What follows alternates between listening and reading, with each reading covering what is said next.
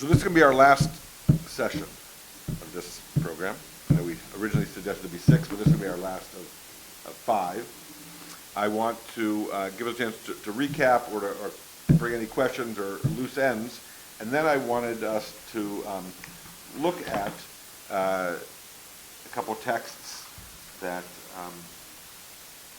will give us some insight into both the biblical material as well as the rabbinic and commentary beyond that.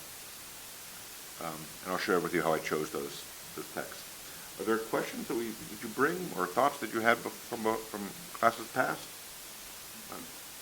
Tradition, text, oral, written? Okay. I want to describe for you, then we'll look at the text. Let's go back. Well, we have, these are the pens. Okay. So we have the Torah here. Right? Okay. And we said we open it up. And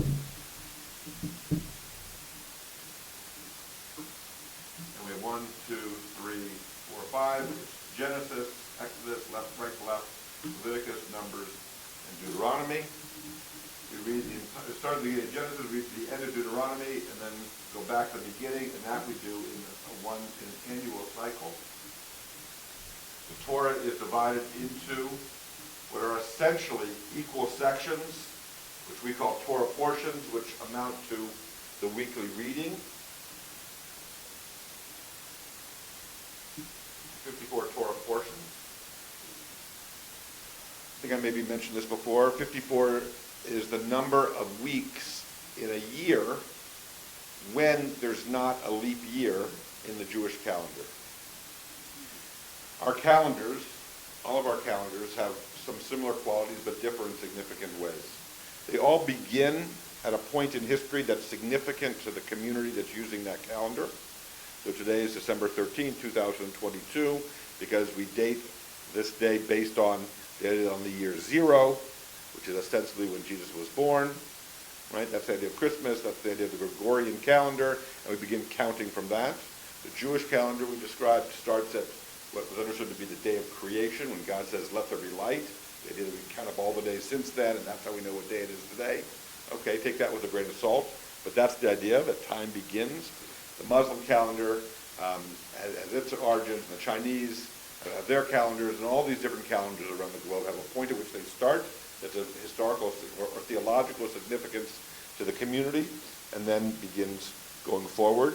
Each year is intended to be a revolution around the sun, but our measurements when those calendars were created were imprecise, and so we all understand how a leap year works or why it's necessary to adjust by a day every 4 years to account for the discrepancy and the fact that at midnight on December 31st we won't have actually gone a whole year. We need another 6 hours or so to complete the year, that idea. In the Jewish calendar, which is solar lunar, not just solar like a Gregorian calendar, there's no such thing as a blue moon. You know what a blue moon is? Is it with us? The second moon in the month, right? Because it's on a lunar cycle. So the new moon is the first of the month. The full moon is the 14th of the month, and then the moon waxes again, or wanes again, right? The Hebrew calendar is off by a factor such that in 7 of every 19 years, it's confusing, but in 7 of every 19 years, the Hebrew calendar adds an extra month to account for the discrepancy. And that's why the Jewish holidays swing a little bit, right? Because it can be as much as 30 days or 28 days in this direction and 28 days in the other direction, and they swing, but they never go out of season. So Hanukkah may appear to be early or late. It may coincide with Christmas. Maybe it's as early as Thanksgiving a couple years ago, but it will never show up in July. But in the Muslim calendar, which makes no adjustment for the indiscrepancies, the holidays do begin to travel around the seasons. And so Ramadan shows up on the calendar at the same point every year, but the calendar begins to morph in the same way as you know the season of the year when you can look forward to having your birthday. And if you were to celebrate your birthday at a completely different season of the year, it would be a very strange thing. And that's because we solve for the discrepancy. In the Hebrew calendar, the Torah portions are each read one a week, but on those years when there is not that additional month, there are 8 Torah portions that are doubled up, right? So that on a given week you might read 2 Torah portions on those years for 4 of those weeks, because you got them doubled up, and then when you add the extra month, everything falls into its own week. Does that make sense? And that's how the adjustment or the calculation is solved for. As we make our way through the Torah, reading the Torah portions sequentially, we can anticipate that certain readings will fall at certain times of the year. Because of this adjustment, it doesn't change. And here we are now nearing the end of Genesis. Let's call that about right there as we're making our way through. We're nearing the end of the book of Genesis as we read it sequentially. And we know that every Hanukkah, a certain Torah portion falls in the middle of that week. And we're coming up on Hanukkah next week. And so I brought in some texts that look at the Torah portion that's assigned to this week and the Torah portion that's assigned to next week, so that we might look, as the rabbis did, into the text and see what we can make of it and use their hermeneutics and their techniques. I'll show that to you. Okay? Good. Let me just add, in full disclosure, as we go sequentially, there are certain holidays, Hanukkah is not one of them, but there are certain holidays that have special readings. So we may take on Rosh Hashanah, even as we may be over here in the calendar reading, we grab this story to read on that holiday. Or we grab this story to read on a different holiday. But otherwise, we keep moving sequentially all the way through.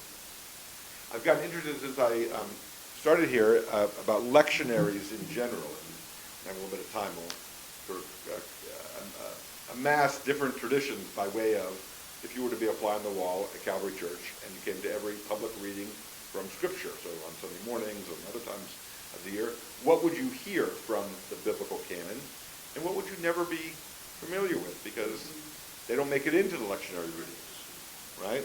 What would you hear more often? You know what you can anticipate to hear on Easter morning or on Christmas Eve, because those readings have been selected precisely because of the thematics or because of the import of the message and the size of the crowd. I mean, different reasons are, right, such that we go back to this story, or this is the tale that we tell, whether it's about a manger in Bethlehem, or whether it's about, I don't know, this parable or that parable, whatever the reading might be. Right?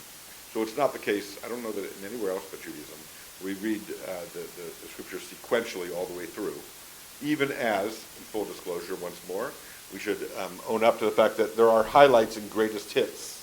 So, when we have a bar or bat mitzvah student who's celebrating on a given Shabbat morning, and they have the honor of reading from the Torah, we don't read the entire Torah portion, at least not in Reformed Jewish circles. We read from the Torah portion, and the section that they would be given from their Torah portion, which is to say, from one of these, right, scripts in here, is essentially the greatest hits. So, for instance, we'll look at the stories that we're going to explore today.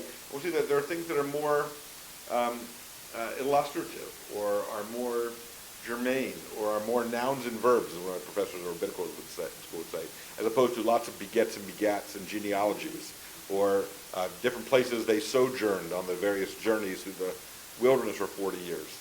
Okay, right? Or descriptions of disease, or bodily emissions, or all kinds of things that maybe we don't want to put in the hands of a 13-year-old. There's no good reason. You give them another story from the same section, and it's good, you know. But as a result, you might hear often the story of Noah and the Tower of Babel and these kinds of stories, and not hear the stuff that's in between. Okay, that sort of happens. Okay. Question about this process of reading our way through. Okay. Let me share this with you. This is I made a couple copies of some material. This comes to us.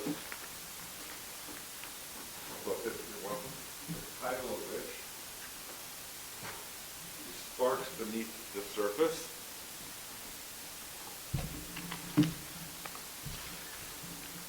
The conceit that I want you to have as we look at these texts, and we'll see how this works. So, for instance, you look at the back of the front page. So I just did them in order. It's number 25. You see that? Each text is number 25. And for each one of these Torah portions, they give 2 or 3 different things. Here on the back. If you'll, we'll just flip over the cover page. It's on the back of the cover page. I think you just have it upside down. There you are. No? Okay, well, then I was reading it wrong. Okay. So let's just say we're going to see how Midrash works and how later commentaries work as well. In this portion called Vayeshev, the Torah portions take their name from the first word in the Torah portion, or the first significant word, more accurately, in the Torah portion. In the same way as, think of the fairy tales that we know, and we skip once upon a time, and we go to the next package of words which says there were 3 bears. Well, that's the story of the 3 bears. And that's how it gets its name. And once upon a time there was Goldilocks. Okay, that's the story of Goldilocks. And in the same way, the Torah, as we divide it up, begins with certain words. Right? And that becomes the word that names the portion. The same way we actually name Torah, the books of the Torah in Hebrew is done the same way. The Greek words, Genesis, Exodus, Leviticus, are thematic words. In Jewish tradition, the names of those books are the first word of each of those books. And Torah portions are named the same way, and largely, prayers are named similarly. The first significant word. Right? So sometimes a prayer begins with a significant word, Shema. That's our watchword. Shema Yisrael. We call that the Shema. Many prayers begin Baruch Atah Adonai. You've heard this formula? Eloheinu melech haolam, which is like once upon a time. Blessed are you, O God. And then you get the end, who brings forth bread from the earth. That's the blessing of our food. Who, right, brings forth the fruit of the vine. That's the blessing over wine. But you don't know it until you get past those 6 words or so, which are essentially once upon a time. A story is told of, a landowner. Well, now we got the parable. We have a name for the parable, right? That kind of way. Does that make sense? Okay.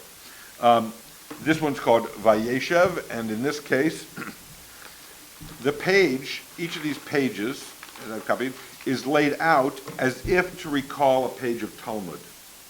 If you remember when we looked at a page of Talmud, the original text is in the center of the page, and then various commentaries begin to circle around it, sort of like the kernel and a husk, right? And so what we're looking at is an excerpt in the bold part of the center of our page from the Torah reading. There's something italicized. That's going to be the words or the phrase that they're going to look at. And we'll get some insight. You ready? This is the portion, Vayeshev, where Joseph and his brothers, their rivalry is exposed. Because Joseph, you may remember, sort of lords it over that he's his father's favorite. He got a coat of many colors. He has a dream of his brothers bowing down to him. He's not winning any friends among his older siblings. And they, we know, conspire to do him in. Right? Here's the text. Once when Joseph's brothers were tending their flocks in Shechem, Israel said to Joseph, Israel is one of the names for Jacob. That's their father. Your brothers are pasturing in Shechem. Come here and I will send you to them. Joseph told him, Hineni. Hineni is a word which means here I am, or I'm ready, or send me in, coach. That's the kind, right?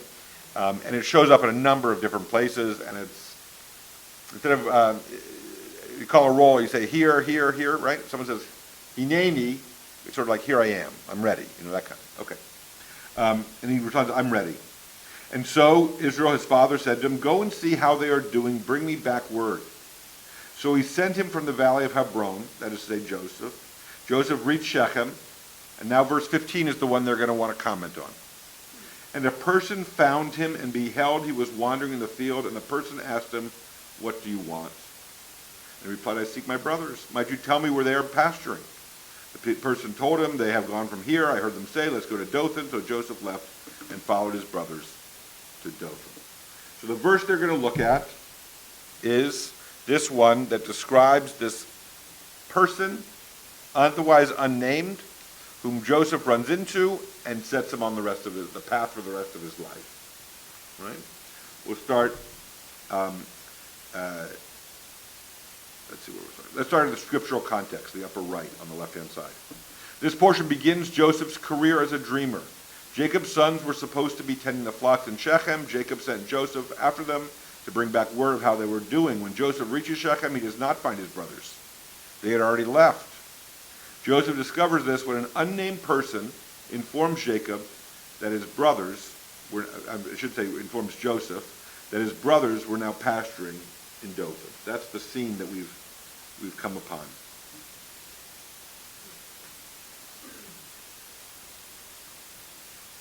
From the tradition.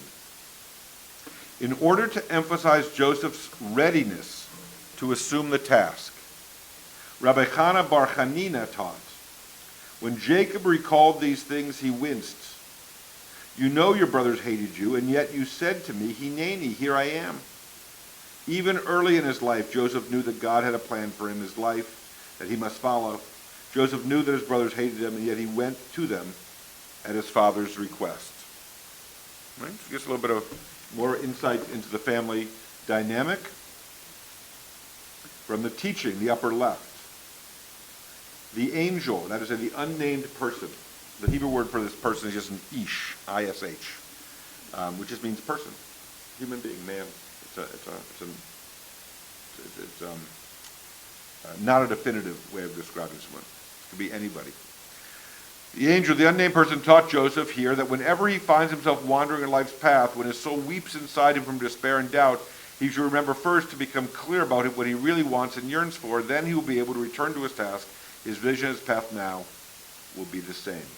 Menachem Mendel of Kotsk is a Musar rabbi, which means he was into ethics and interpersonal relations.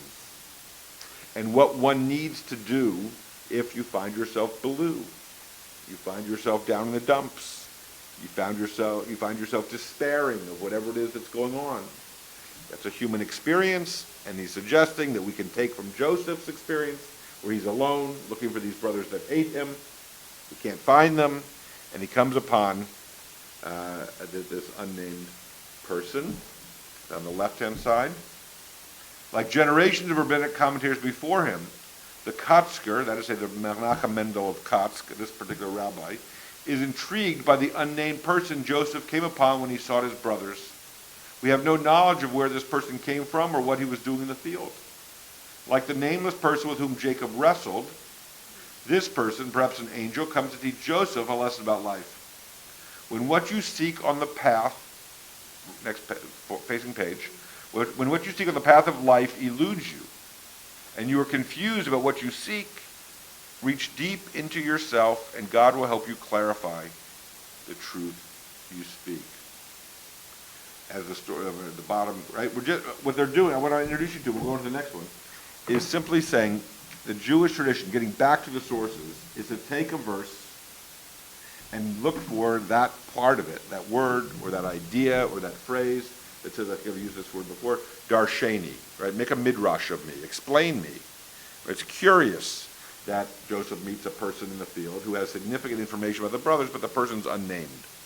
If we were going to write a story or write a sermon about that, we might focus on the fact that we have all had people in our lives at one time or another who gave us a direction or helped us in a certain way that allowed things to fall into place or to open before us or put us on a good path, or we met someone, and as a result of meeting this individual and making them part of our lives, the world's a different place for us, right? And the fact that this person is unnamed, well, we could write stories that we could be that person for somebody else. Be on the lookout for the opportunities you have to mentor someone or to guide someone or to ask nothing in return for the help you offer. Right? We could go in all kinds of different directions in terms of plumbing this particular source or this particular text for what it can mean for us. We can ask, what was it that happened on that day to Joseph? We can also ask, in what ways are we Joseph? Or in what way are we the person that's wandering the field waiting for Joseph to ask him the question? Right? It's sort of fun. That's way more than I would ever have gotten out of that.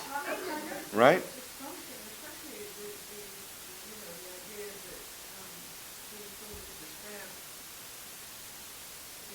It's a projection onto him, right? Exactly. Totally a projection. I mean, you got how many maybe more people saying this will be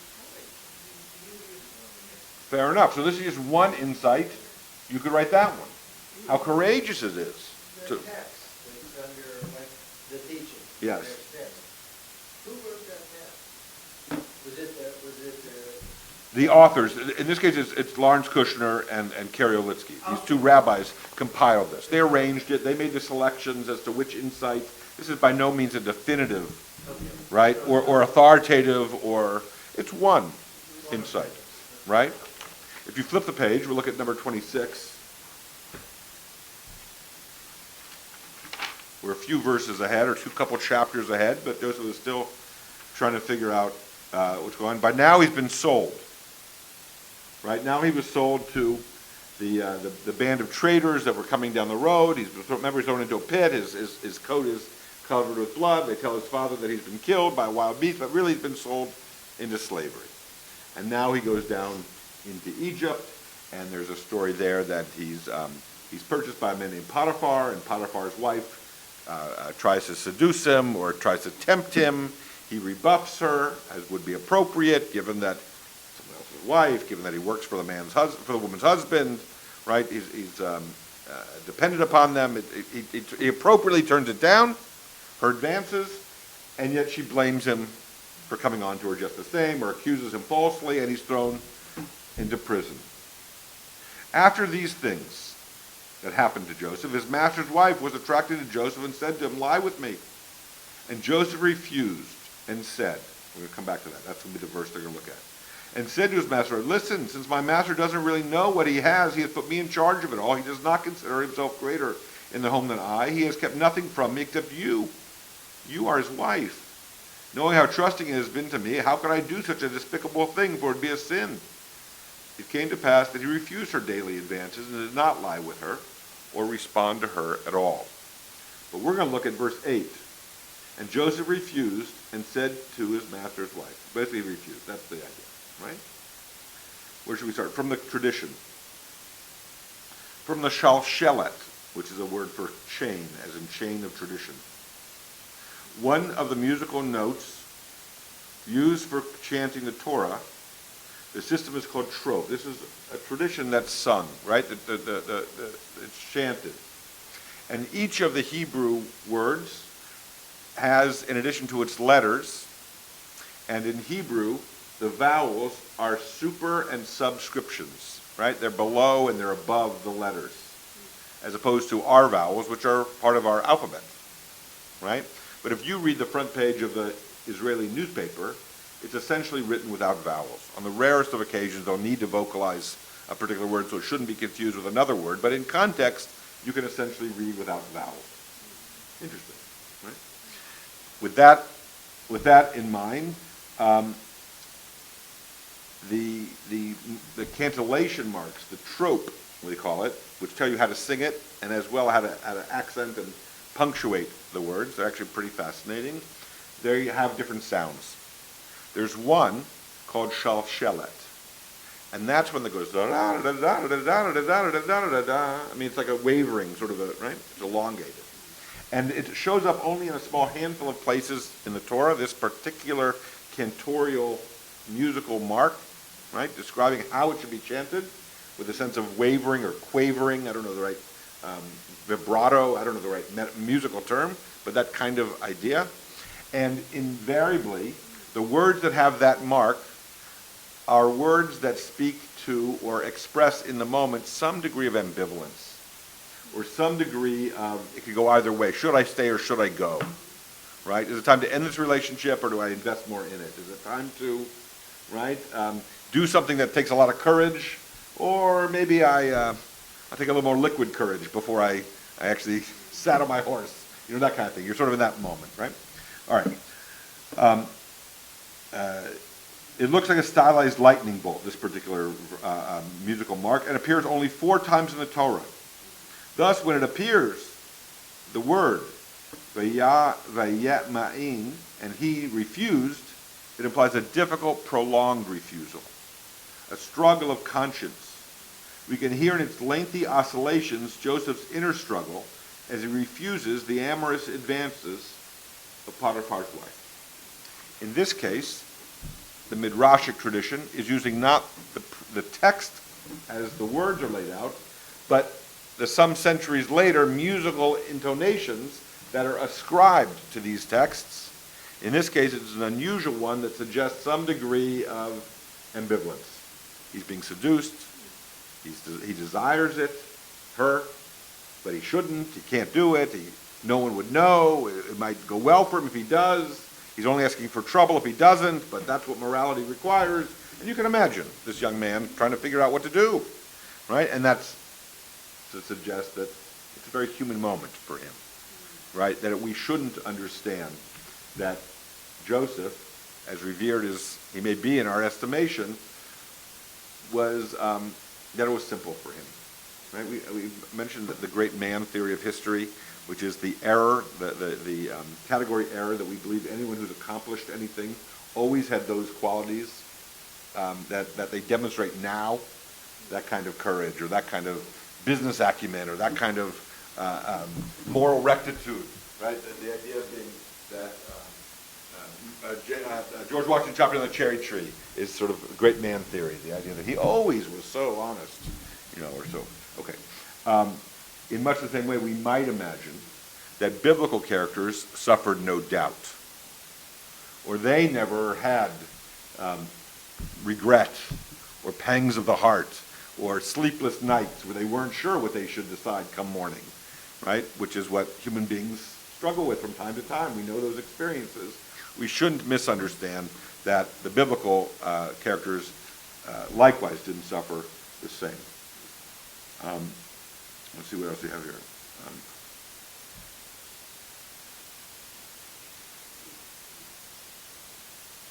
Okay, let's look at the teaching up in the upper left-hand corner. It's sort of interesting.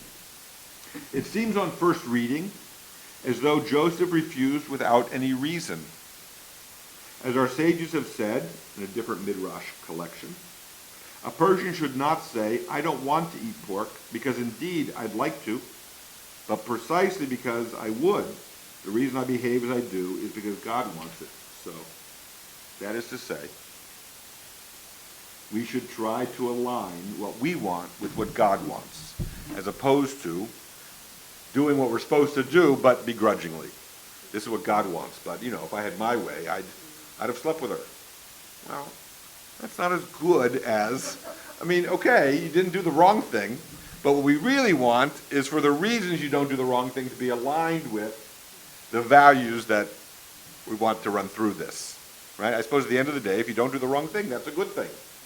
But far better would it be if we can count on you not to do the wrong thing because you have the value system that doesn't allow you to do those things, or that causes you to stop short, right? There's nothing in Judaism that suggests that thinking bad thoughts are themselves sinful. Now, it's easy to go from thought to action, right? If you perseverate, you spend your time thinking about certain things, that may lead you to a bad end. But having a bad thought, a thought you decide is bad, or thinking that you might desire to do something that the tradition or your mother would not have you do, or society or the church or God, thinking isn't acting, and, thoughts cross our mind all the time. You want to do something bad or snarky or what have you, but you hold your tongue, or you think better of it. Okay, that's a very human experience. Yeah? You remind me of President Carter. When he lusted in his heart. Yes, Being absolutely. guilty about that, he carried the guilt around his bed for years. He did. Do you remember where he gave that interview? In Playboy magazine. That was, so he's just like, I'm actually just watching, there's an Amazon Prime series about how Hugh Hefner founded Playboy magazine. It's a fascinating expose, and essentially the Playboy interview was a hallmark. When people joke, I only read it for the articles, right? But that interview was, in its day, one of the longest form interviews that was available. And so prominent people took the Playboy interview and had a chance to really say what they thought. And that's where he confessed, as it were, having lusted in his heart. Right? Okay. All right. We'll keep going with this. We'll jump around. So let's look at explaining the teaching on the left-hand column. Cephas Emes is the name of a rabbinic collection of insights. Okay, and then often the title of the book becomes the name of its author, or the author becomes known by the title of the book. Right? This particular collection, called the Cephas Emes, is trying to explain the nature of religious refusal to enjoy things that are probably or obviously pleasurable. He argues that, for instance, we do not abstain from eating pork by saying to ourselves, I don't eat pork because I hate it anyway. Instead, we say, I presumably would love the taste of pork, but still I won't eat it, since it is forbidden. We keep kosher and observe the mitzvot because of God's reasons, usually unknown to us, not because of our own. We should just make a mention. Many of us have the idea that the reason pork, for instance, is forbidden in the Jewish Bible, in the Old Testament, was because, have ideas? Trichinosis, refrigeration, other kinds of very rational reasons. And that may be 100% on point. We don't know. It stands to reason. It certainly makes sense. It seems to comport with other things we know about how they would salt foods to preserve them and other kinds of things. But at the end of the day, the answer is we don't really know why God required these things, but that's what God wants, right? We don't know exactly why these foods are prohibited and these are permitted, or why it is that under these conditions these things happen, or why this is allowed and this is forbidden, other than ultimately this is the law that God has laid out for us. Right? The idea that it would have a rational explanation or there'd be an historical corollary is a rather modern interpretation of this text. It's not to say that it's wrong. It's just to say that the Torah text itself doesn't anticipate those rational answers as much as it says, this is the way the world's been laid out. And Jews don't eat pork because that's what God said, don't eat pork.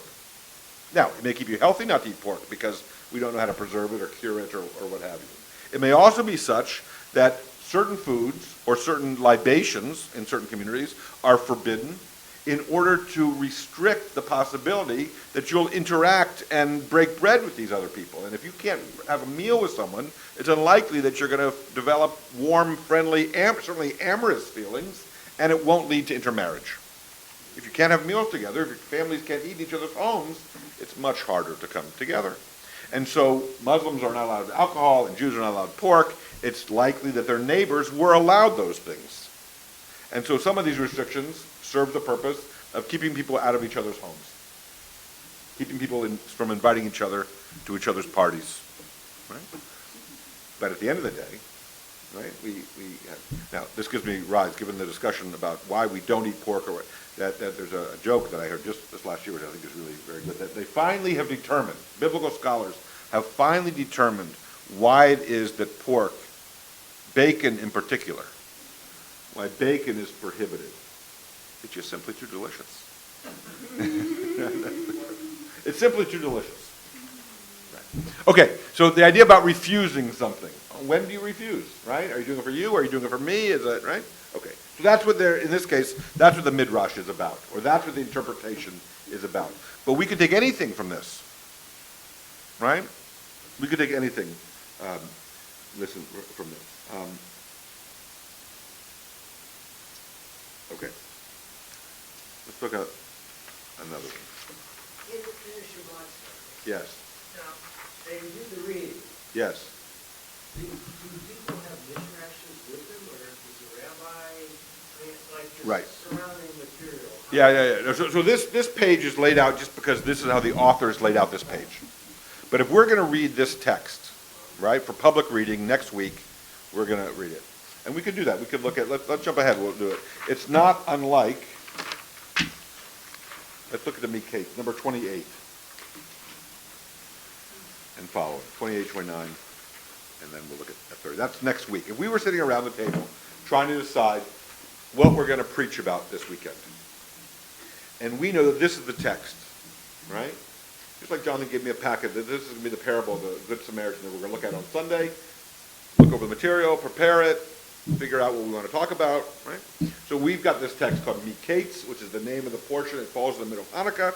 And this is the portion in which Joseph's brothers, having long ago sold him into slavery, now come down from Canaan to Egypt because there's a famine, and they're going to beg for food, and they're going to come before their brother Joseph, who's now in charge of the foodstuffs for Egypt, but they don't recognize him, but he recognizes his long-lost older brothers.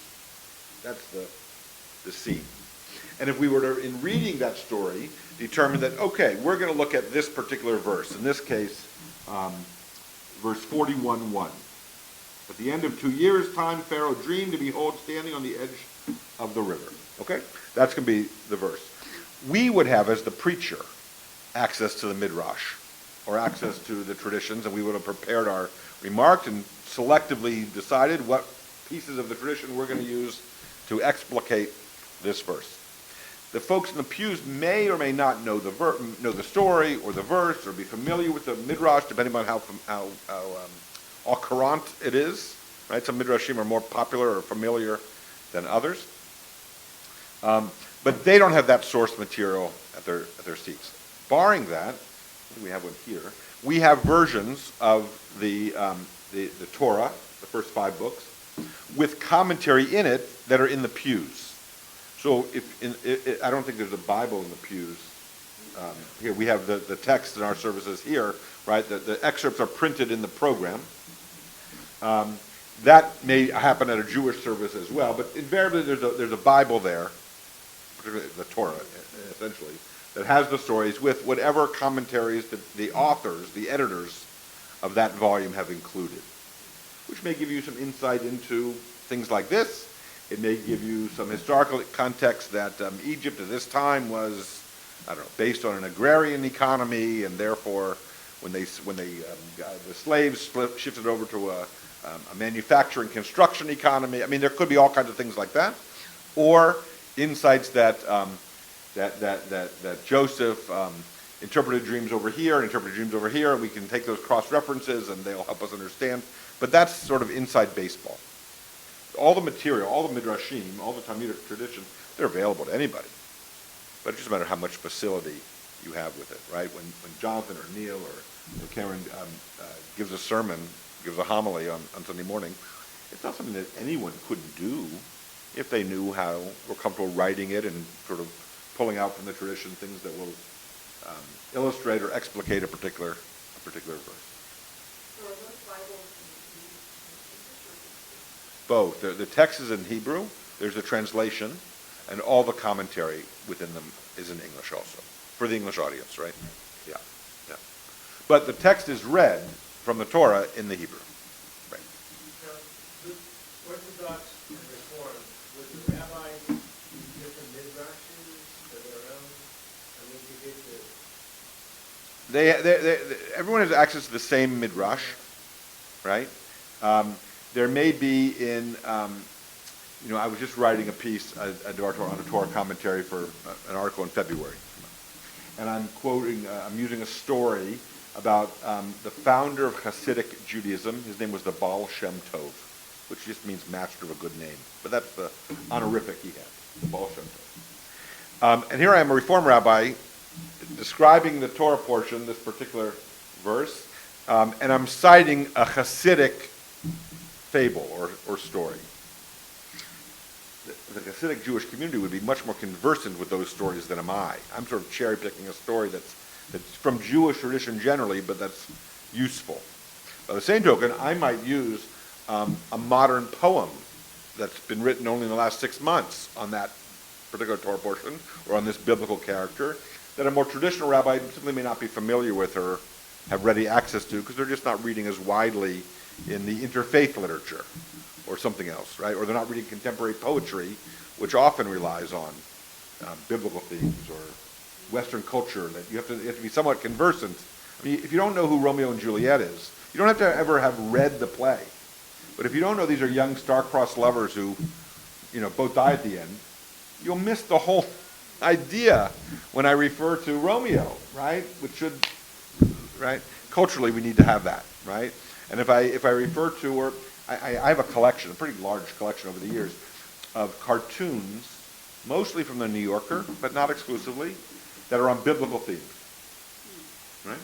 So 2 people are in a garden and they got fig leaves in front of their waists. Well, we know what's going on there. That's the Garden of Eden, right? And we got someone on top of a mountain talking with a man in a cloud. Well, that's probably Moses on Mount Sinai. And right, I mean, if this sort of Western culture, Western literature requires you to have some sense of that, right? You have to. I mean, if you don't understand what a suffering servant is, you don't have to be Christian. But if you don't know that idiom, you're going to have trouble with some of Western literature because those are the themes and the tropes. Yes. And then what is that, the most common subject of the person Is death. and going to Heaven. standing before The pearly gates. That could be. That could be. It's interesting. I mean, it sets up a moment, right? And if you don't understand what's going on when you see the image of wrought iron gates on top of a cloud, you'll miss the whole thing. With a halo, and you'll miss the whole thing. Back to the art, right? We rely on these images, right?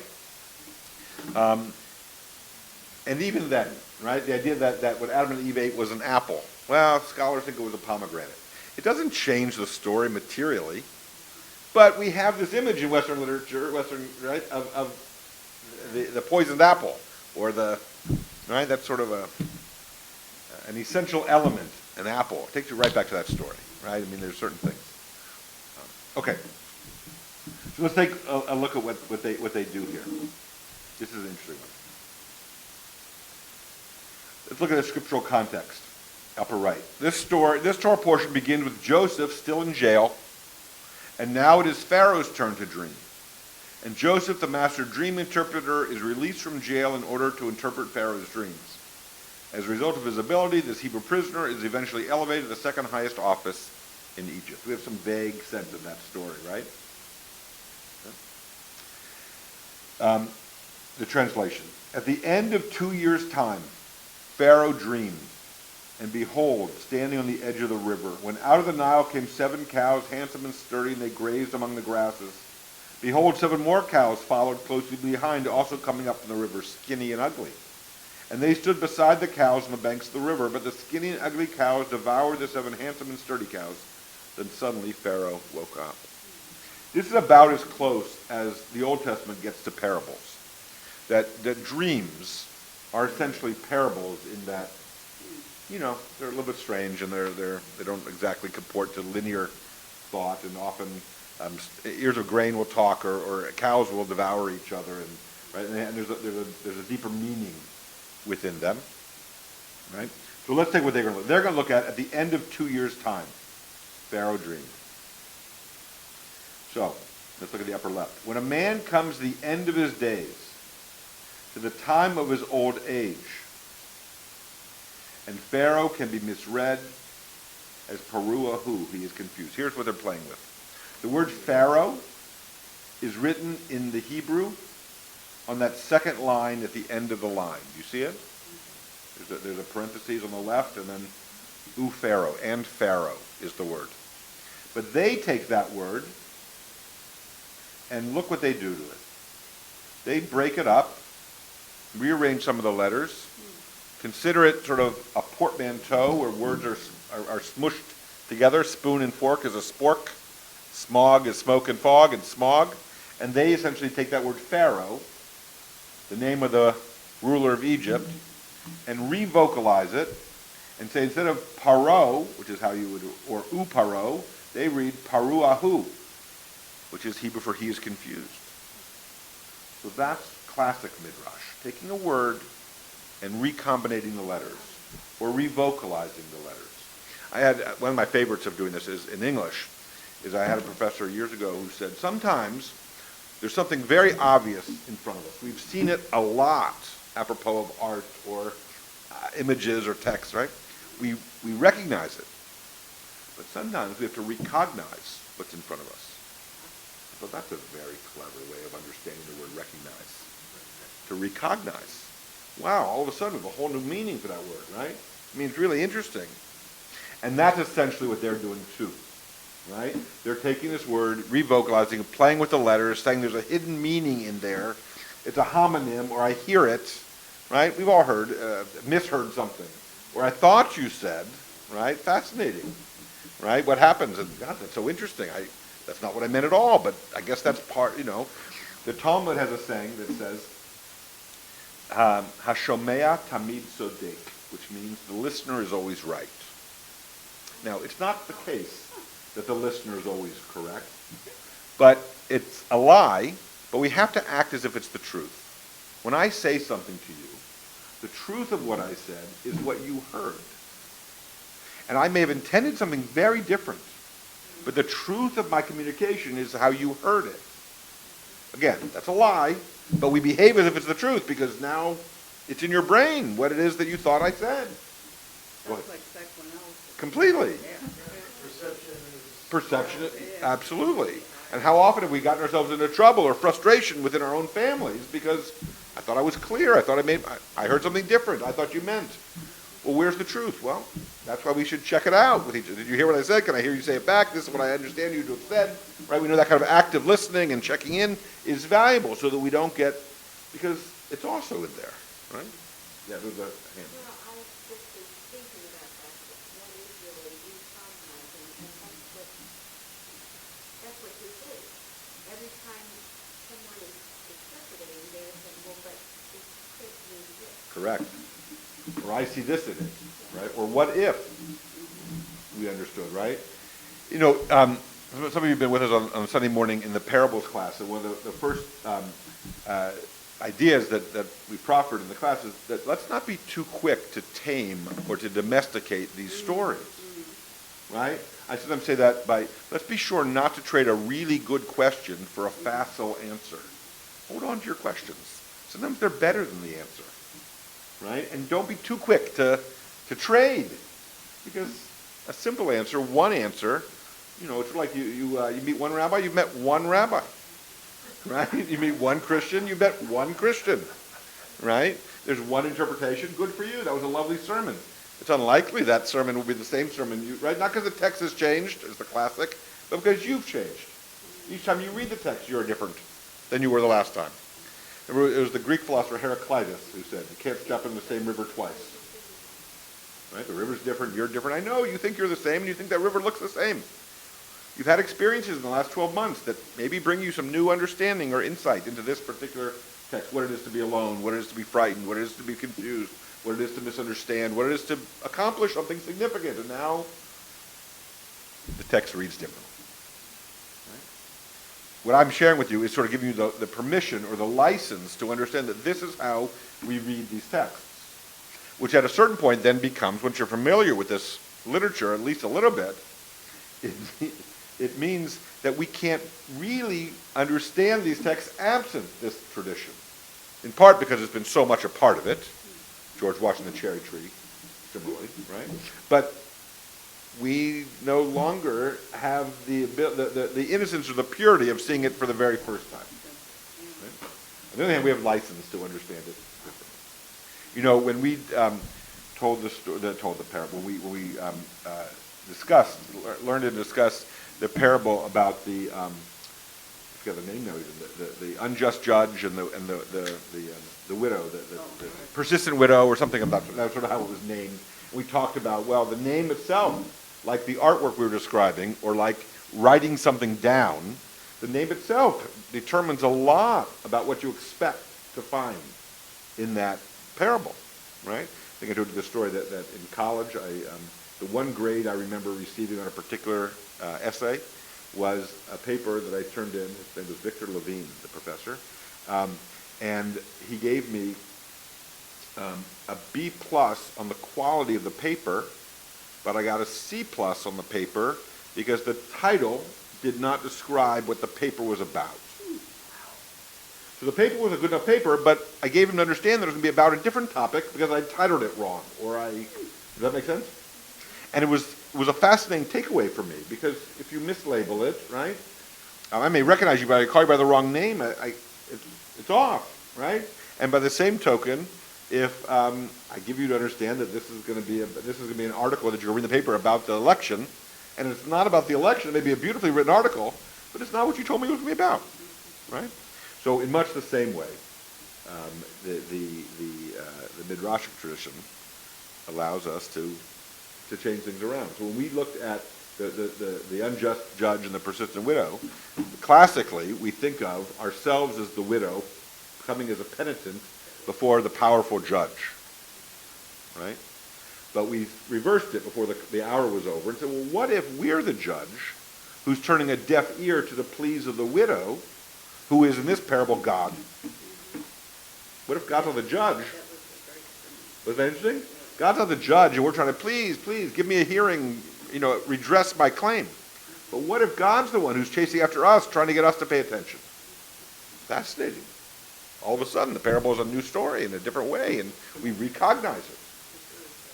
Right? It's good.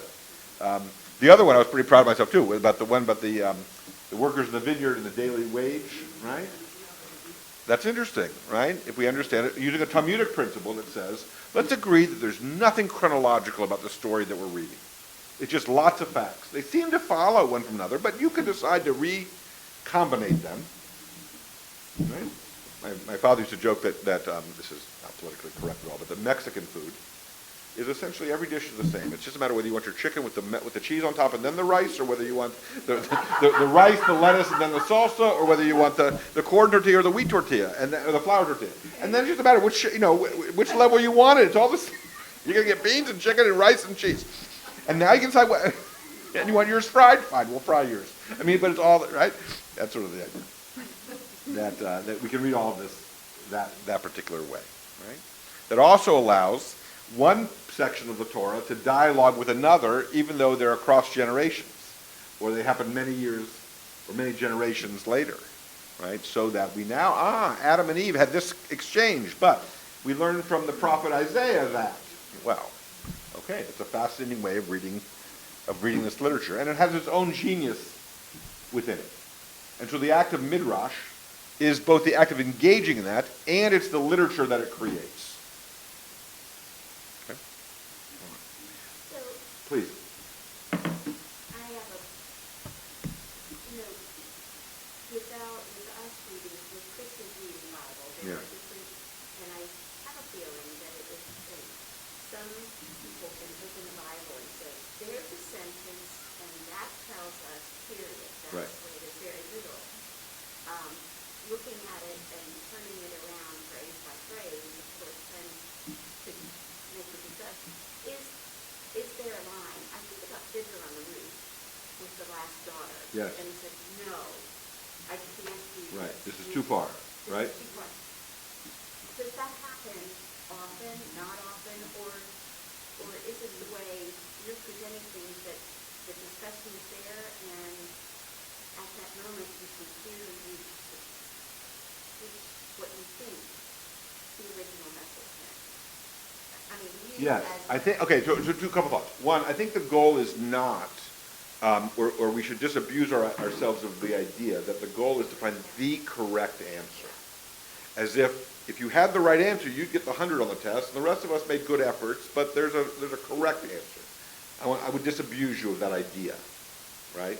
That the goal is not to define, to turn the tumblers such that they all fall into place and the lock springs open, and now we understand what Jesus meant, or now we understand what Genesis meant, right? I don't think that's the goal. I think it's intended to be, at least as we approach it, multivalent, and we shouldn't be satisfied with one definitive answer, even as you may be rather convinced that in this story, this exchange means this, or this is what I hold it to mean because that's valuable to me. I derive a sense of encouragement or strength or reassurance or whatever it is you derive, so that that's the way you want to read that text. That's what it means to you. Great. I'm not trying to hold you down to force feed you the idea that maybe you're the judge and God's the widow. Listen, if it works for you the other way, that's okay. Now, the second answer is, the real question I think you're asking is, how far can you take this interpretive tradition, right? And what it usually gets to is, well, what if I want to say that the prophet Isaiah has foreshadowed the coming of the Christian Messiah, which is how often Christians go back and read into the prophet Isaiah these foreshadowings. It's not that the Jews don't believe the foreshadowing exists. And Isaiah is saying what Isaiah is saying. You're reading into what Isaiah is saying to prove what you want, say the Jews. I think it's good midrash, what you're doing with Isaiah and Jesus, right? It's not my midrash. It's not. For me, it's a little bit too far. I think it, right? But who am I to say? right? And so the question really becomes, on what basis can we not say that all of this presages Jesus? This whole Old Testament is a midrash that leads us to the New Testament, or leads us to Jesus. And if you know how to read it, that's what it's driving towards. Well, in the Jewish community, that would be too far. Why? I remember in rabbinical trial, I used to say, well, so why? Where does it say that that's too far? So, well, it doesn't actually say it anywhere that it's too far. These are the social mores, or these are the guardrail. Every group has the right to define its own parameters, right? And while we may imagine that we define those boundaries for really good reasons. Think about American citizenship, for instance. That's sort of, we'll take it out of the religious realm. And we all agree that there needs to be a means by which people who weren't born in this country can become American citizens. But we have a vested interest in making sure that we just don't give that to anybody who wants it. You have to qualify for it, or you have to learn enough, or you have to spend enough time in the country, or we want some rules about who gets to qualify for American citizenship, right? And we may believe that we need to bring in some of the refugees at the border, but not everybody. But so on what basis will we evaluate those who are, and that's fair enough for every group to do. The mores in the Jewish community, and a lot of that has to do with history, a lot of it, right? And historical experience says a belief that leads you to accept that Jesus is the Messiah has now left Judaism. It wasn't always the case that left Judaism. Jesus and the disciples and the apostles were all Jewish. Well, at what point were they no longer Jewish? Well, when the two communities understood themselves to be distinct. When the two communities understood themselves to say, these interpretations, they're in keeping with the interpretive tradition, but they take you beyond where our community is comfortable. You've rejected certain things that we use to define who we are. And if you want to eat the pork, or you want to engage, you don't want to observe the Sabbath, or you want, well, okay, all well and good. Right? So an Orthodox Jew might say, how is Reform Judaism any different than Christianity? You've already taken out, they would say to the Reform rabbi, the divine authority of the Torah. You don't believe, you Reform rabbi, right? You don't believe that God gave the Torah to Moses on Mount Sinai. And once you've taken out the leg on which this stands, that this is a divine revelation, you think it's a product of human beings. Well, now everything's fast and loose, right? You're at risk of throwing babies out of the bathwater. And today, Reform Rabbi, you may observe the Sabbath, or you may avoid pork, or you may engage in these activities, but you're doing them for much the same reason as in this first reading, which is that you don't like pork, so you're comfortable not eating it, as opposed to not eating it because God said don't eat it. You don't know if you like it or not. You never tasted it. You were told not to eat it. Does that make sense? So in some ways, remember, we all remembered Jimmy Carter's comment about lusting in his heart. Do you remember Potter Stewart's comment about pornography? You know it when you see it. Well, that's not a very definite... When you see it, you see pornography. When I see it, I see art. Right? You see, I mean, who's seeing it? But defining pornography, it's hard. Defining what's a bridge too far, hard. Right? So I don't know if that answers exactly, except that we sort of know when we see it. If you're a Messianic congregation that believes Jesus is the Messiah, you've essentially written yourself out of, I'll mix the metaphors, you've written yourself out of all of our reindeer games. You know, you're not playing with the same set of tools or rules that we're working with. And so the Jews, is it still Beechwood? As you're coming up from 336, you take Beechwood out, as if you're going to make a left to go down to the waterfront. If you make a right and head down Beechwood towards 376 again. You know where I am? There's a Beth David Yeshua or something. There's a Messianic Jewish congregation on the left as you head down.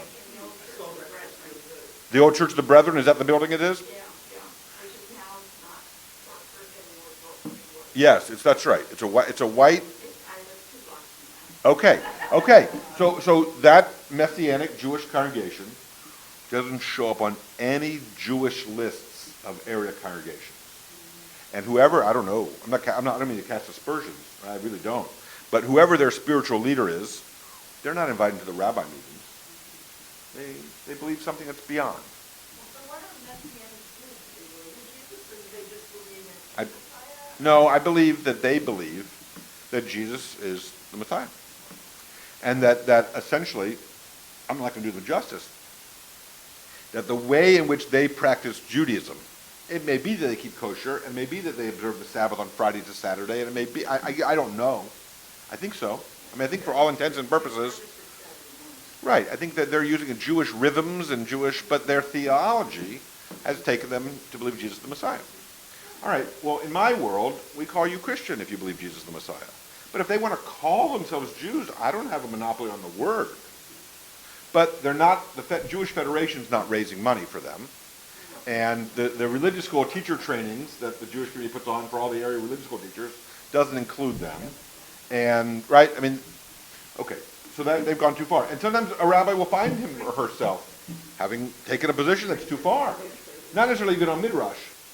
We were just describing that in American employment law, clergy have almost zero protection, such that there's no requirement that the local Catholic Church or the local Orthodox Jewish congregation need interview any women for the senior religious leader position.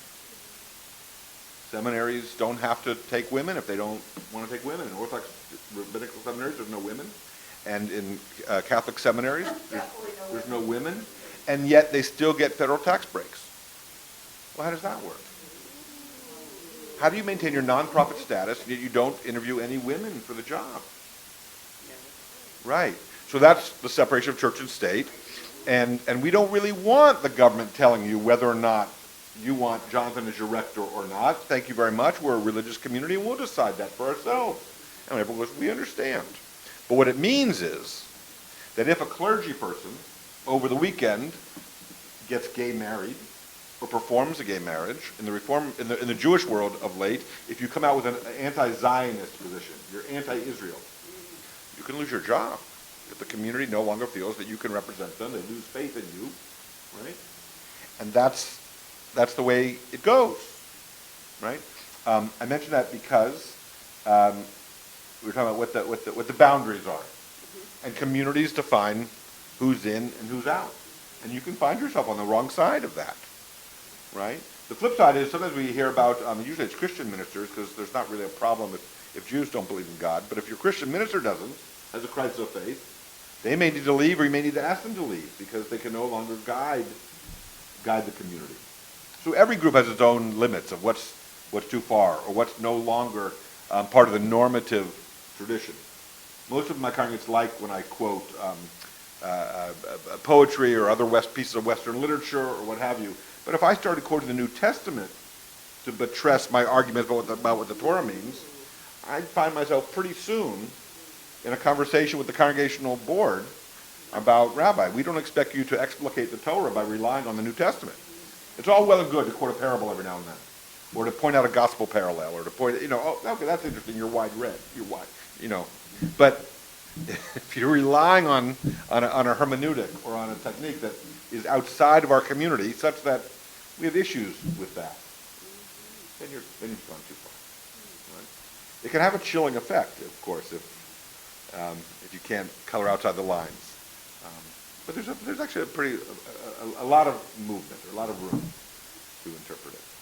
I always like the passage in The Chosen where Yes. the families are arguing with each other over the possibility of a Jewish state in Palestine. Right.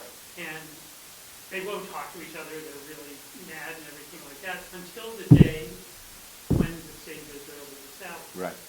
Because at that point, it was no longer Theoretical. arguable. Right. No longer arguable. And everyone gets back on the same page. Right. Yeah, that's nice. That's nice. I used to have in rabbinical school a 3x5 card I had magneted to my refrigerator in my little apartment, and it said, "There's nothing I enjoy more than arguing with people with whom I agree." Right? Because that's sort of the goal. That's sort of the act here, right? Let's sort of pull this text apart and figure out. And what insights can you bring? Because you had your own life experience, and that gives me some insight because I don't know, you had an experience similar, right?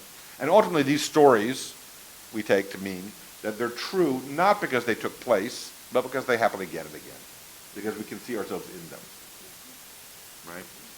They play out siblings, parents, children, business partners. I mean, these are part. It's sort of a timeless thing. People. Reading church history, reading Collins, just showed me that humans are always behaving like humans. Humans are behaving like humans, right? We revert to form, right? That's And right. it's been that way for several A thousand long years. time, a long time. Right, McCullough, Christianity for 3,000 years.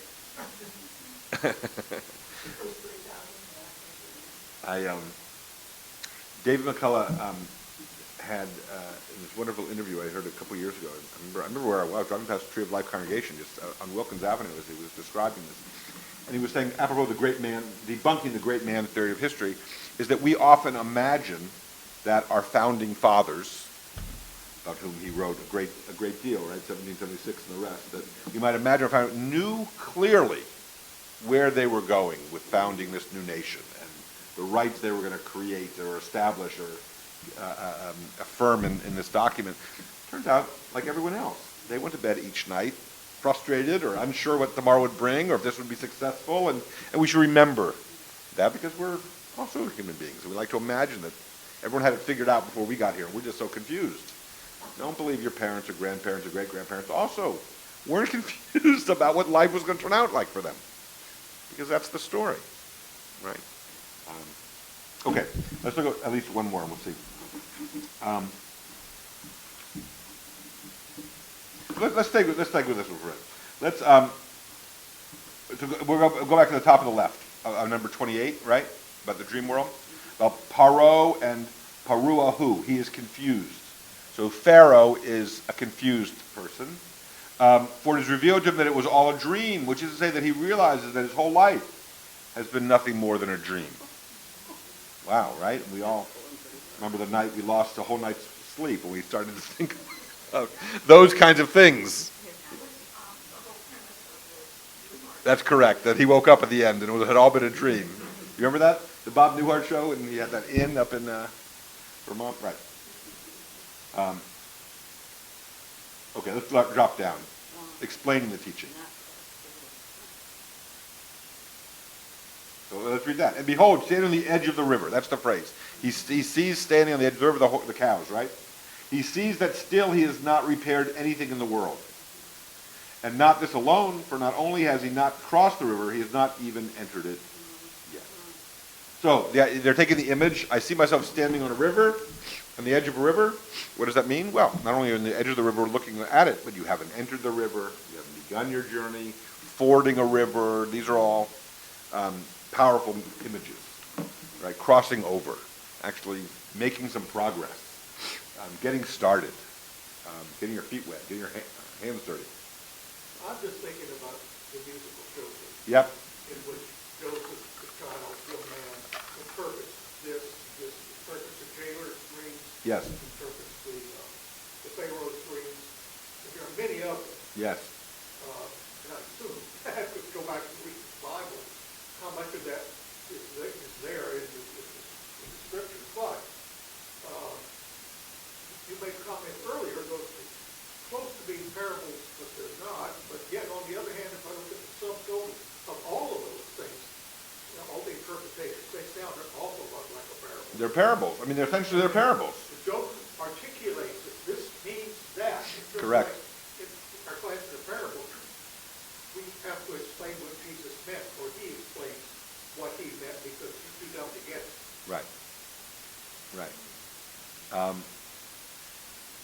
The use of metaphor, and similarly, Jorge Luis Borges gave a series of lectures in the 60s at Harvard on metaphor and what it means, how we use it, and the fact that as human beings, all of our metaphors come out of our physical experience of the world. I mean, here we are in these physical bodies, and we move in a material world, and so our metaphors are based on that. Think how many metaphors are used based on your body. It's a rule of thumb, or it's 100 feet, or even off the top of my head. I mean, all kinds of things. I mean, we use them all the time. We make references to our bodies, right? Not just friends over the country and lend me your ears, but I don't know. I can't think when I come think, but we rely on our bodies to make metaphor because that's the way we experience the world. And similarly, we all have a dream life, whatever it may be. Sometimes they're harder to remember, sometimes they're this, sometimes they're that. And we have an appreciation, even before Freud, that these dreams have some kind of meaning, or they're speaking to something. Either something you've done, or something you're thinking about doing, or, I don't know, a different meaning, and you get an insight, and you wake up and go, God, I never saw it from that perspective. If I hadn't dreamt it, I would have been locked into my waking thoughts, that kind of thing. So it's long been understood that dreams have these powers. But yes, in the Old Testament, it's essentially dreams that serve the role as parables. Right? Learn this lesson through this narrative. I got workers and a vineyard owner, and I got cows, and I got sheep, and I got sheaths of wheat, and moons and stars, and, Okay. Explaining the teaching that we're talking about standing on the edge of the river and being confused, that idea, right? In a reflective, almost existential moment, our teacher shares an insight into the meaning of life in old age. This is Pharaoh. Perhaps he sees himself or an aging parent in the passage, but he also sees all of humanity. Using a wordplay on the phrase "and Pharaoh," who Pharaoh, that could be read, he was confused, Parua who, our teacher instructs us about the paradox of the human condition. We go through life thinking we are great and that we have accomplished something great, when in fact our lives are merely illusory. They're dreams. More than that, like Pharaoh, even when we think we are just about there, ready to cross the river, we aren't even close. We have to be willing to enter the river before we can try to cross it. Okay, one insight, one rabbi's suggestion about the image of an older man standing at the edge of the river, right, and ruminating on whatever it is. He's thinking about himself as an aging parent, whatever it might be. He didn't have that aging parent a year ago. The parent was strong and healthy. Now there's this new insight based on this image, right? Again, all of which is to begin to unlock the fetters that keep us from being imaginative as we read these stories. If you look at another. Yes, well, so this is just, these are the, yes, there's a lot of midrashim about the cows, and about this particular passage. They made these selections in order to suggest something about being confused, or being in old age, or being trepidatious about beginning the work, fording the river, going across. Look, I was just reading something yesterday online that was talking about, what was the phrase they used? Essentially, it was describing sort of the sense of paralysis we experience when we feel we have too many large, overwhelming tasks to accomplish. And they described it as, it's not fight or flight, it's fight, flight, and freeze. Yeah, sure. Okay. Right, okay. So, but freezing means you're overwhelmed. I don't know how to start. I got so many, right? And so this piece was saying, well, now break it down to smaller pieces and each task and something that you can just do. I mean, so you begin to make progress, chip away at it, block by block, right?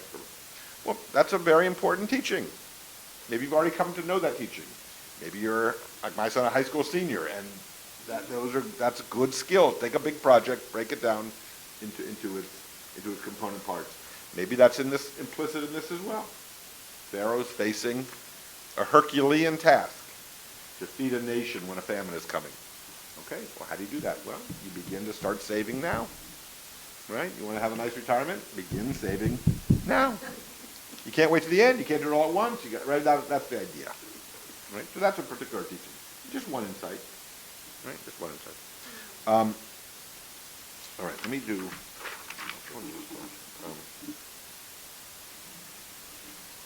Let's do this last one in the back. Fancy dresser, number 30. You look at that one with me? The short one, I think it'll serve us well. Time's running out.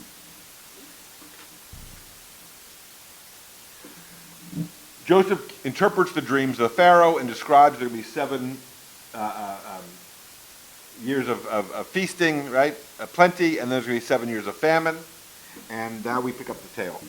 The plan Joseph shared pleased Pharaoh and all his servants, And Pharaoh said to his servants, can we find like this one, a person in whom is the Spirit of God? He's recognizing in Joseph his ability to interpret dreams. And Joseph says, no, it's not I that interpret your dreams, it's God that interprets your dreams. All right. So, the teaching, upper left, from Bunam. Ordinarily, a person who is righteous and pious is dressed in special clothing, but they are not extravagant or disorderly. But here, Pharaoh sees before him, quote, a person in whom is the Spirit of God, who has neatly combed hair and painted eyebrows, outwardly dressed very well indeed. For this reason, Pharaoh is surprised and says, can we find like this one, a person in whom is the Spirit of God? It is not a simple question, but an expression of his astonishment. Is it also therefore possible that God would dwell in a human being dressed like this? Suggesting that Joseph didn't appear as if he would contain the Spirit of God. He was a bedraggled prisoner, or he was dressed up as you remember the artist Judy Chicago? Judy Chicago famously said that you're never as undressed as when you're dressed for a party, or you're never as revealed as when you're dressed for a party. The idea being that when we get dressed up to impress others, we sort of drape ourselves in our vulnerability.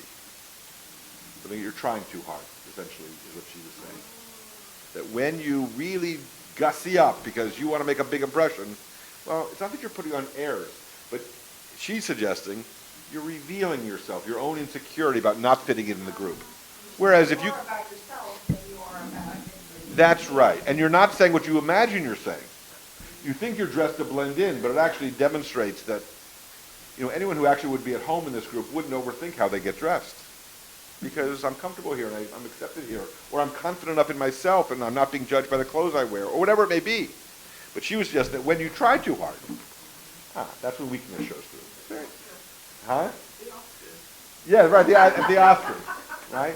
But we've all done that. We worry about if we're wearing the right thing. Well, if you're worried about whether you're wearing the right thing, you're not really in the moment, right? I mean, you're self-conscious. And when you're self-conscious, you're not doing your best work, or you're not being your most comfortable as you meet other people. I mean, that kind of thing is what she was pointing out.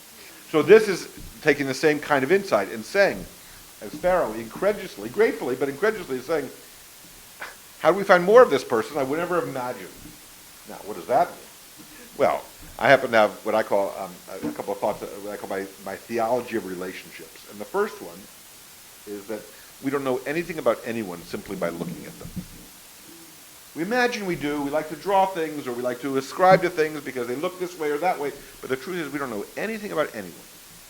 What they desire, what they regret, what they fear, what they yearn for, what they hope you never learn, what their background is, you don't know. Now, that said, insofar as there's a human being standing in front of you, you know everything you need to know, which is that they're also created in the image of God. Or don't doubt that they have the same kinds of, not the same insecurities you do, but also their own. Or their own pains and heartaches and joys, and they're complex like you're complex. And they're also struggling to make it in this world, in this physical carriage, and with the limited resources or abilities, and that's part of the universal human truth also, irrespective of what you look like, or what you wear, or you're a human being, and so you know the frustrations of aging in this bag of bones. That's what it is. And I often say to people that I say two things about, I'm now 54. Okay, I know that's young. But it's just, but I'm as old as I've ever been today. And I tell you that 54 doesn't feel like I thought it looked. That's the first. Maybe that's true of your age as well. It doesn't feel like you thought it looked, right? And the other I think about the age is I can't remember it exactly right now. But essentially we're all, there's a universal experience to ours, even in its particulars, each of our lives. And I think that's what this text is suggesting. It's really explaining the teaching. This is a nice teaching. Simcha Bunam, believe, he's just one particular rabbi they're citing. Simcha Bunim believed that one's piety was reflected in the way one dressed. He wanted to understand what Pharaoh meant when Pharaoh asked where to find a person in whom is the Spirit of God. Simcha Bunim suggests that it was not a question. Instead, it was a statement of astonishment. Looking at the fancy way Joseph was dressed, he was amazed that the Spirit of God could rest in him.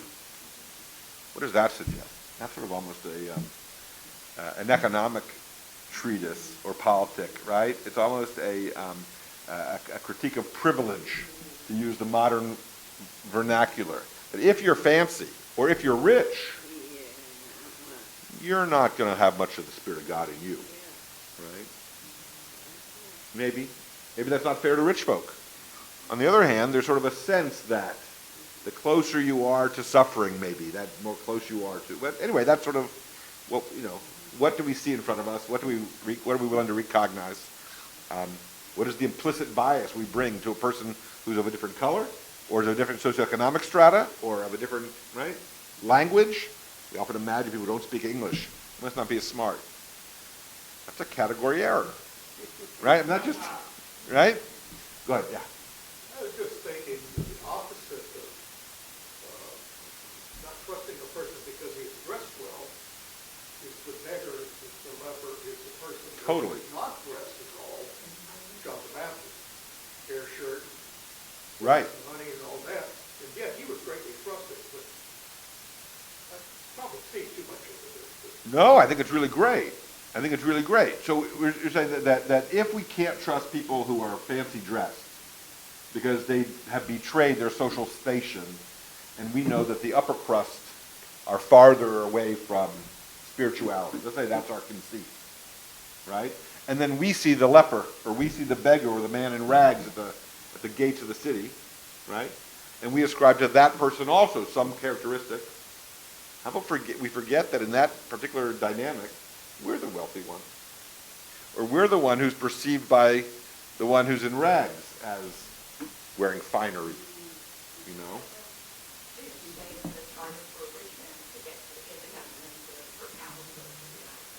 Right. So what if we're the rich one? Right? What if wealth in that case, or riches, is what if we understood that riches are an overabundance? That wealth is actually the ability to meet your needs with the subjective sense that you have more than you require. And anything beyond that is riches, right? And that in that case, we're all the one who's going to have trouble getting through because we believe our own puffery or our own press releases, or we believe we're better than. I mean, my sense of this is that the reason someone who, in this case, looking at the fancy way Joseph was dressed, he was amazed that the Spirit of God could rest in him, it's a kind of prejudice, first of all, right? That someone who's wealthy or has nice things couldn't possibly be a moral person, or couldn't possibly be a religious person, or a grateful person, or whatever the qualities we would want to cultivate, right? But in point of fact, what if we're the one? Right? Or what if riches is an overabundance, that's what I want to say, not just an overabundance of material things, what if it's an overabundance of confidence? That arrogance is a kind of too much, right? The way riches, if you have riches, wow, you got extra. I mean, we got a lot of extras, the idea, right? You can actually use it. You just got too much, right? But what if you have too much hubris? Or you've got too much confidence, too much, right? I think I shared with you, that growing up, I heard all the time from my mother, I named you Aaron, not arrogant. And so that was like drilled into my head, you know, like, it's too much. Yeah, you're a smart, precocious kid, but my mother said, no one will care how much you know until they know how much you care, right? Those kinds of messages. Because too much of anything is a bad thing, right? You believe you're better than, you believe you have more than, you deserve more, or those are ugly qualities, right? And they're a far cry from gratitude.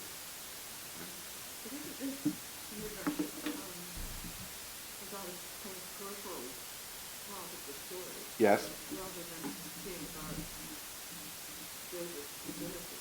Totally. It's not the name. Nope. No, it's not. It's not. It's not. So it's kind of a distraction. Well, perhaps it's a distraction. On the other hand, it's all fertile, right, and all available to interpret. That there is obviously in most of these sorts of a denouement, right? There's a point at which it sort of builds to, or that becomes the important takeaway. But what this tradition is suggesting is that may be true. Moses receiving the Ten Commandments, that's the money shot, right? That's the moment. But walking up the mountain is also part of the story, or walking back down the mountain is also part of the story, or the waiting for the first 39 days and nights, right? Or it's all part of the story, and insofar as it's all available to us, it may be that an otherwise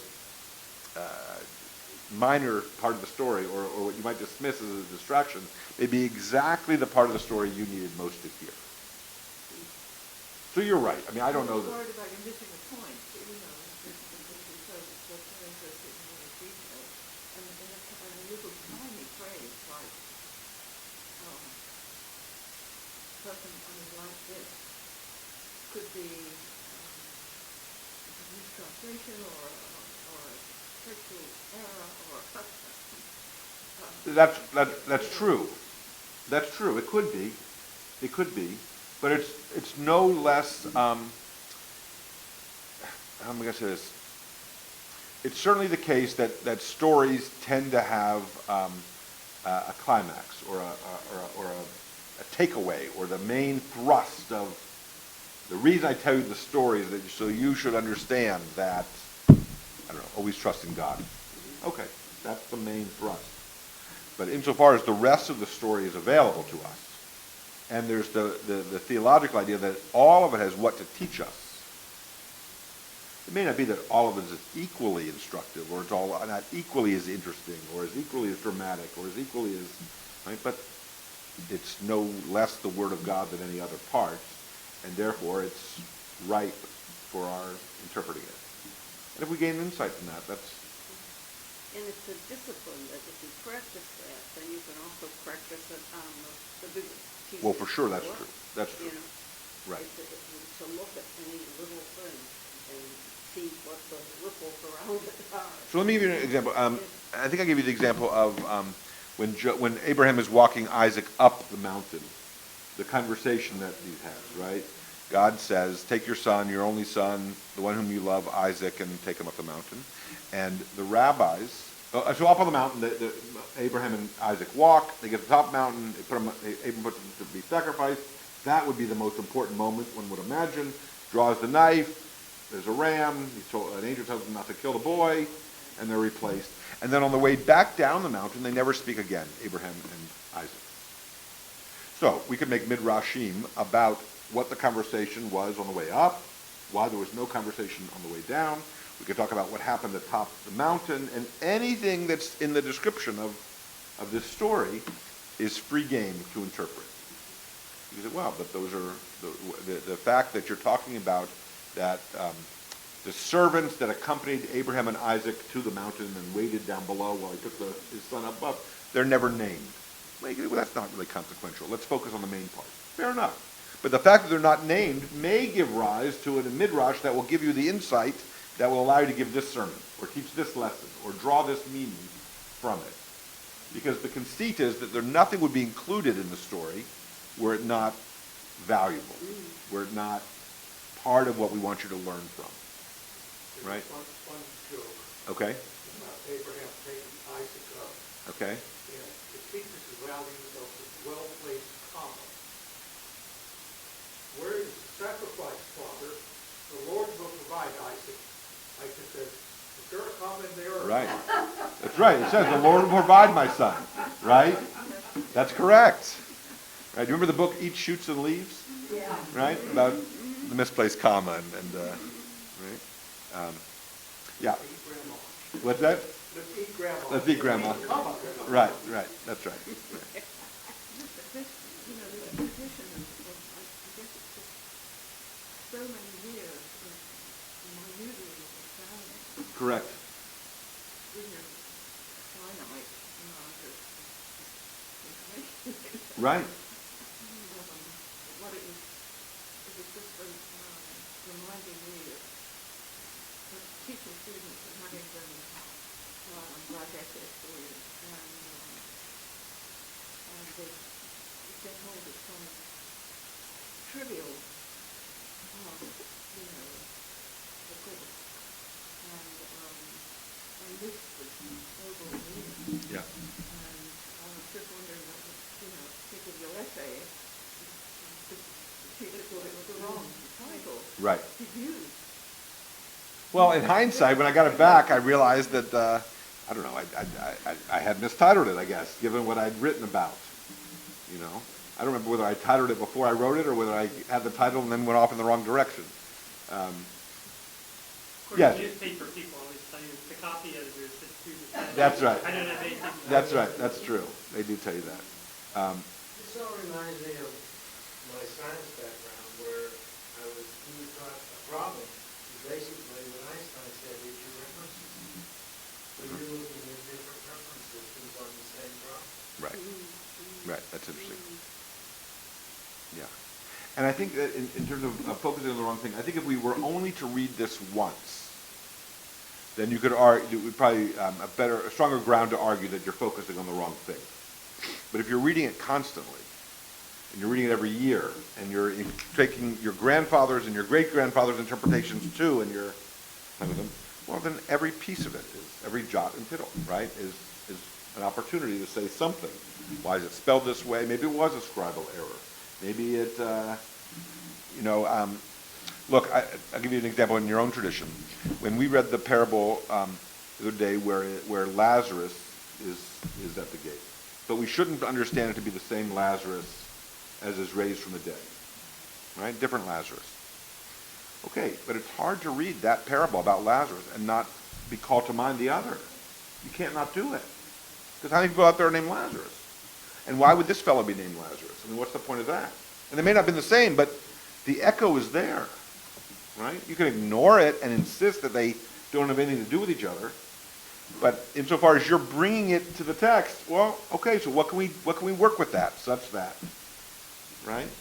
I think it's sort of the same. We can't block out your own experience, your own life experience. You grew up in a certain situation, so you recognize this pattern that's being described. Or someone said something to you that was similar. Or you also misjudged someone because of what they were wearing. But in hindsight, it turned out that the story is told that Walter Jacob, our Rabbi-in-Residence at Rhoda Shalom, is an avid gardener for decades. I mean, the biblical garden, the whole thing, right? And he and his late wife Irene essentially built that garden. They carved it up and they designed it and they moved all the earth around and one day as he was working in the garden in work pants and work clothes and his dirt up to his elbows and he's been toiling in the garden, someone comes by and assumes that he's a maintenance man and asks him some questions about where things are or what, and he responds exactly like you would expect someone who's just answered that question, but they had no idea he was the revered rabbi. Okay, so it becomes a story about his humility and his self-effacement and his willingness to, doesn't need the trappings, doesn't need to be called by his honorific or anything of the sort. Okay, so maybe that's in much the same way as, what's going on here when we have a story that invites us to reflect on how we misjudge or how we. It may not be the essence of it, but it may be a perfectly good sermon for the morning, right? And it gives us a chance to look at the story in a little bit different light, which I think is important. It's clear what the main point is. The main point is quite clear. And, so look at some of these details and have a little different flavor about the whole thing. Yeah. So it is different. It's very different from what we're used to, but I see value of it. Look, the way I describe it is, let's remember that for the rabbis, capital R, the rabbis of the first century, the Talmudic period, and the rest, this was, the metaphor I've used before is that this was like a love letter to them, from God to the Jewish people. And they poured over it and read, what does this mean here, and what is this, right? And came up with these different heuristics whereby you can recombinate letters, or if a word is here and also somewhere else, they speak to each other, and letters of numerical value, and if our words have, and all of a sudden we're playing in a very different sea. We're swimming in different waters. But we're still swimming with, or we're grappling or wrestling with this text. And that's the exercise. That's the upshot. Well, I've enjoyed this very much. This is the last one for this one, yeah. We'll do something else. Yeah. Well, thanks for sharing your afternoons with me. Yeah.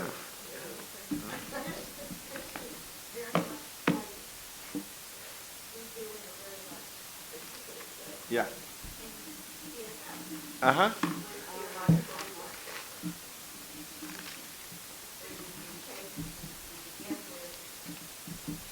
Yeah.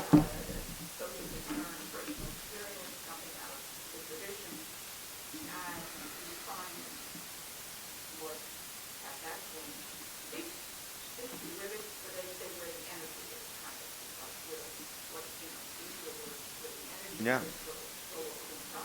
And then we look at it from all different, what does Christian tradition say about it, what does the culture kind of say about it, what is our own feeling, position, experiences. That's TR. That's theological reflection. I like it. And it's a simple thing. It's all Right. Excellent. Okay.